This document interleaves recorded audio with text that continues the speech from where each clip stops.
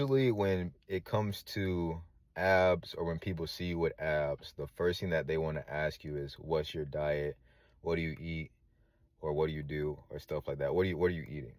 Um, the response is not as simple as what you're eating, because in theory, a lot of people could eat Burger King every day and still lose weight.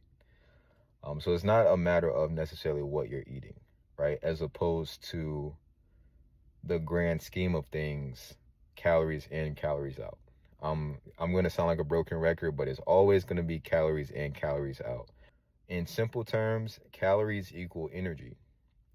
So when you intake energy, your body does a few things. Either it utilizes that energy, whether it be for bodily functions or because you're exercising and stuff like that. So it utilizes that energy. It excretes it as waste, or it stores it. So when it comes to weight loss, the plan is still very simple. If you intake more calories than you're utilizing on a consistent basis, then it's going to store that energy. It's going to store this fat, and you're going to have excess body weight or excess body fat. But if you intake less calories than what your body is needing to operate and things like that, then it's going to start utilizing whatever excess body fat or resources that you have already on your body, and it's going to start utilizing that as energy. So that's when you start burning fat and losing weight.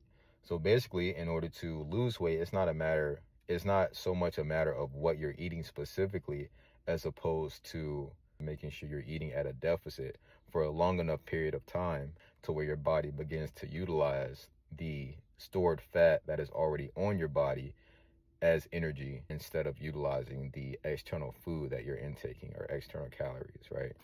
So in simple terms, eat less. um Now you can make smarter food choices, right? Like uh for example, a cheeseburger that's, let's say, 500 calories. So there's nothing inherently wrong with the cheeseburger in and of itself. It's just the macronutrients of that cheeseburger in comparison to other food choices like salmon, like jasmine rice. You're getting a lot more nutritional value from the salmon, the jasmine rice. You're getting more volume.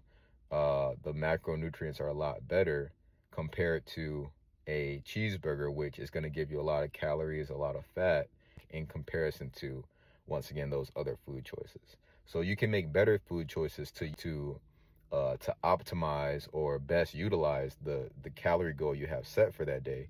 But in regards to weight loss, the main thing is definitely making sure you're eating at a deficit. Okay.